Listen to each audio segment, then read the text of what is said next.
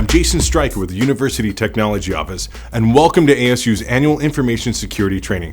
Over the next 20 minutes, we'll discuss some essential information security topics here at ASU. In addition to some basic tips, we'll cover key university policy and practices, as well as some recent changes. As faculty, students, and staff of ASU, we have a responsibility for protecting university information and resources. The reason for this training is because cybersecurity threats continue to increase and data breaches are a regular occurrence across the country and around the world. Again, each of us has a role to play in protecting ASU data and resources. Universities are common targets for hackers and others who want to conduct illegal activities for fun, fame, or even profit. Each of us have access to internal, sensitive, or highly sensitive information. In any academic environment, there are numerous instances of data that shouldn't be public. Here are a few examples. There are many laws, regulations, and policies that apply to the protection and use of that information. Everyone who works at ASU is responsible for protecting university information and resources. In previous years, a few of the topics that we've covered have included security software like antivirus solutions and password security. Now, these topics continue to be important, so please review them at getprotected.asu.edu for up-to-date information. This year, we're focusing on a few new topics like mobile computing, working from home, data handling, incident handling, and maintaining technology resources. ASU is a community on the go. Our computing devices make us more mobile, but also make us easier to lose your phone, tablet, laptop, jump drive, as well as the data on these devices. So let's take a look at some smart, that's safe, mobile actions for resources and technology tips to keep that from happening. These 7 tips will help you be smart and keep your mobile devices safe. Tip number 1, encrypt your data. If your device supports it, ensure that it encrypts its storage with hardware encryption.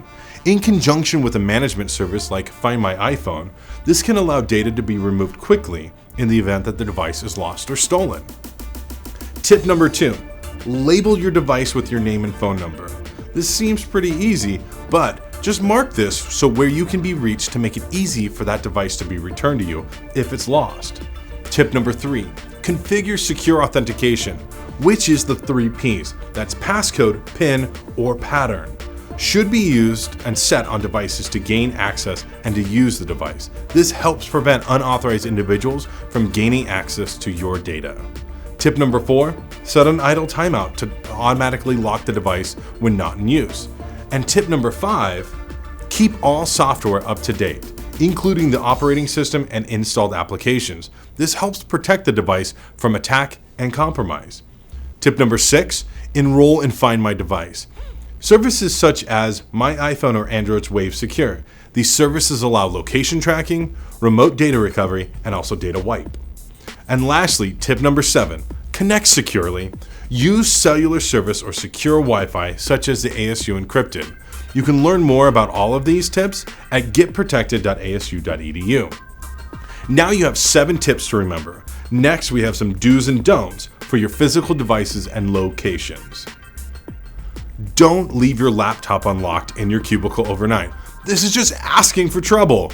If it's still there the next day, well, you've been lucky with ASU assets. Replacing stolen equipment costs money, time, and it's just a hassle. And who has any of these to spare?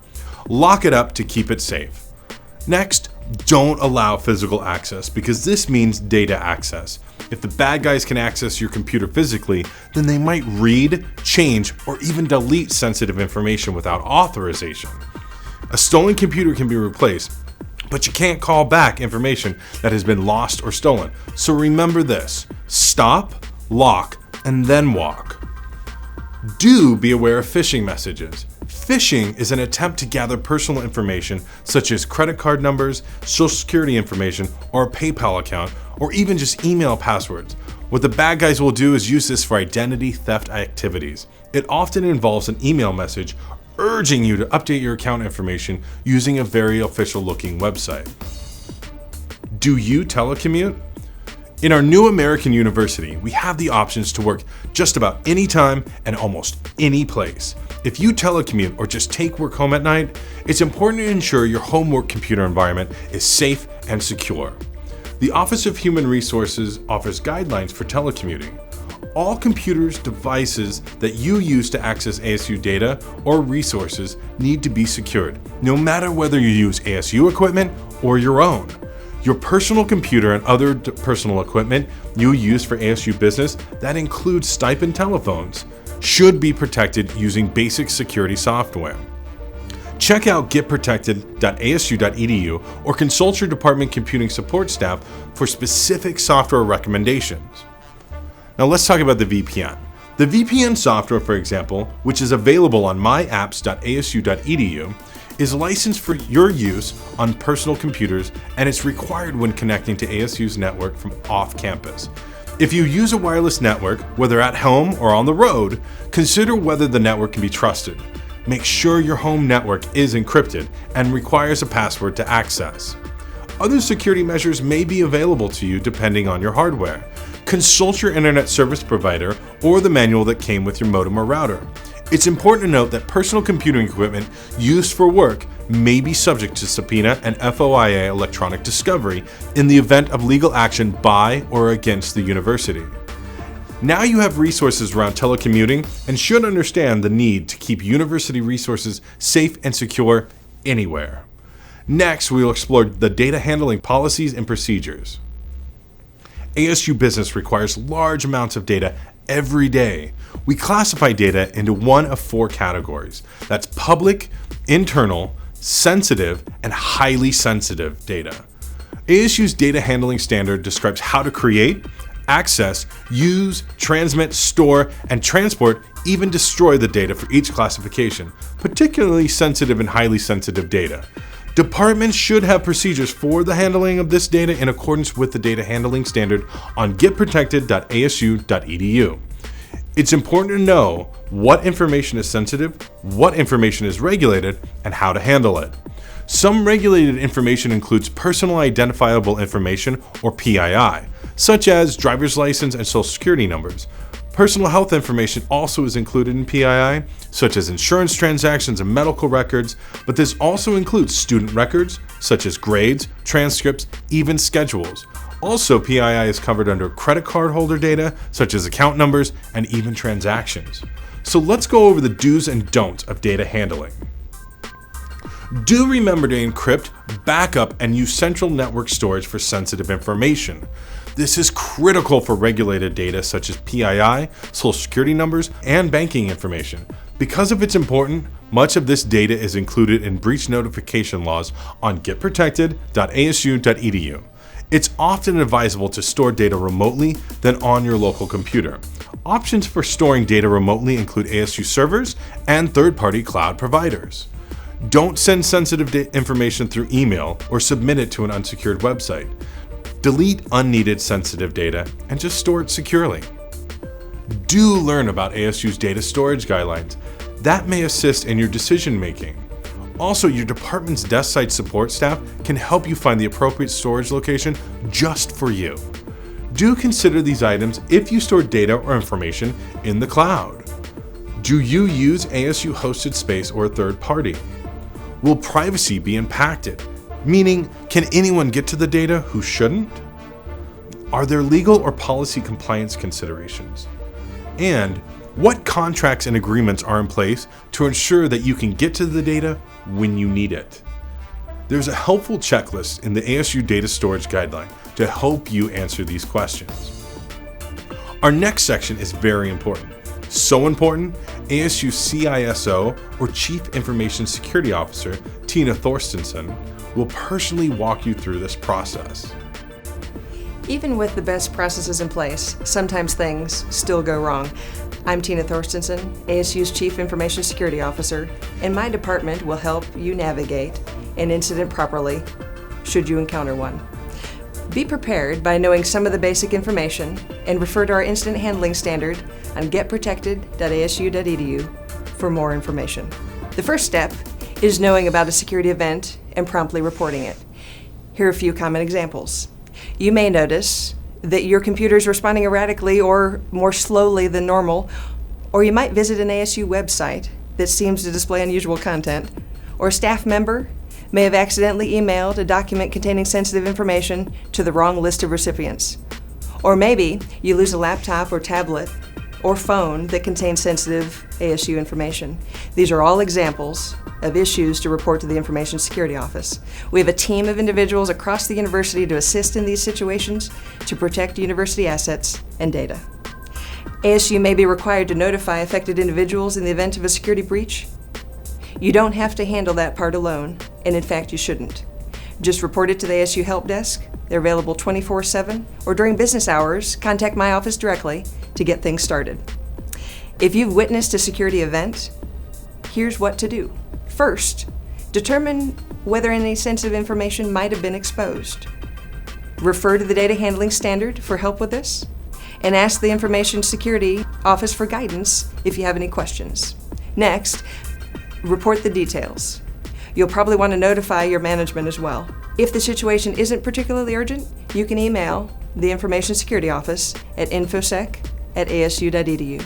The Information Security Office will determine how to classify the situation and where to route it for investigation and response. For medium and high risk incidents, you'll be invited to join the university-wide incident response team to solve the immediate issue and protect the university against future occurrences.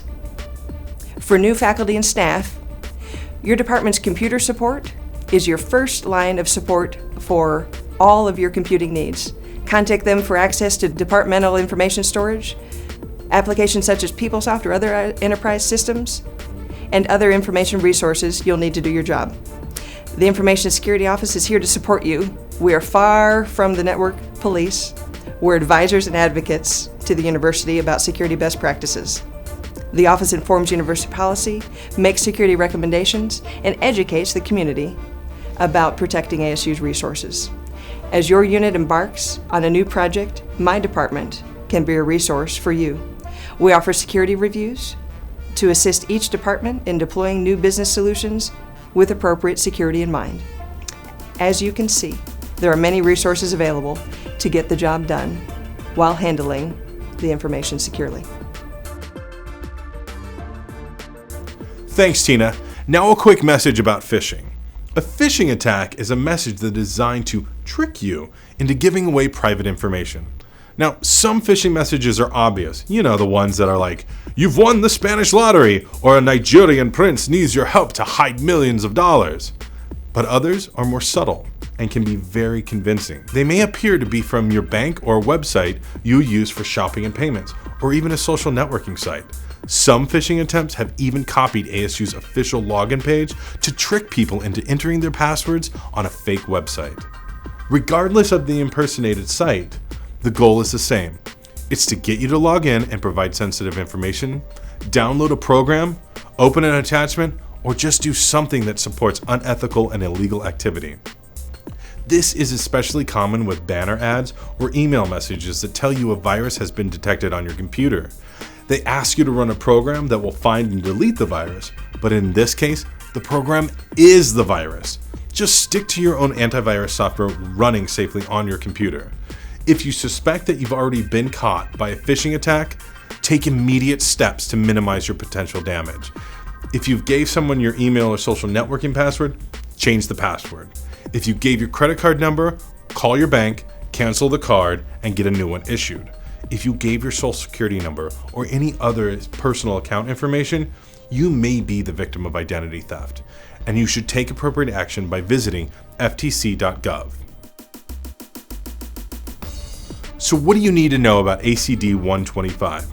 Well, here are some key points from ACD 125. Now, this list provides a good overview. However, it's not exhaustive, and you must read the document to pass the quiz. So here are a few things that you really need to know. Security is everyone's responsibility. Also, everyone is required to keep their own login credentials protected and safe. Don't share. Individuals who manage university servers, applications, and technology resources are responsible for securing their resources. And lastly, and not least, and most importantly, report information security concerns to the Information Security Office. So what are our next steps? Well, first, I want to say thank you for taking a few minutes out of your day to focus on securing ASU's assets and data. Next, you need to do some of these things, and that's read over ACD 125, then review the data handling standard. Next, become familiar with the incident response standard, and lastly, take the required quiz. A score of 80% or better is needed to pass the quiz and complete this mandatory training requirement. You can take the quiz as many times as necessary in order to pass. Of course, the questions will be different each time. So, now on behalf of the University Technology Office and ASU's Chief Information Security Officer, who can be reached by emailing infosec@asu.edu, that's infosec@asu.edu. We thank you for your time and your commitment to protecting ASU's information and resources. Have a great day.